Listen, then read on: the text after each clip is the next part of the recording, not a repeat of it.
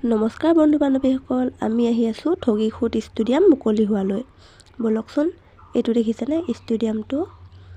আৰু ইয়াতে আমি বহুকেইটা জনগোষ্ঠীৰ নৃত্যৰ লগতে আমাৰ বাপতিসাহোন বিহু নৃত্যটো আমি পৰিৱেশন কৰিলোঁ অসম উৎসৱৰ ছোৱালী কেইজনী আৰু ঢুলীয়াকেইটাই মিলি। এইফালে মঞ্চত মাননীয় মুখ্যমন্ত্ৰী ডাঙৰীয়াই ভাষণ মন্তব্য কৰিছে, গতিকে আমি তালৈকো যাম। গোটেই পৰিৱেশটো আপোনালোকক দেখাম, চাই যাবচোন।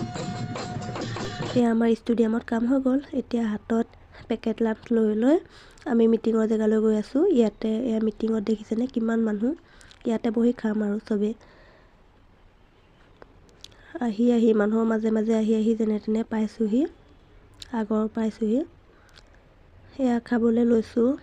তাৰপিছত মিটিং শেষ হ'ল, মানুহবোৰ দেখিছেনে ইমান ভিৰ ওলাইছে, এয়া বাহিৰত মানুহ। তাৰপিছত মুখ্যমন্ত্ৰীও গ'লগৈ আৰু আমিও সকলো ঘৰা ঘৰি আহিলোঁ। Bye bye.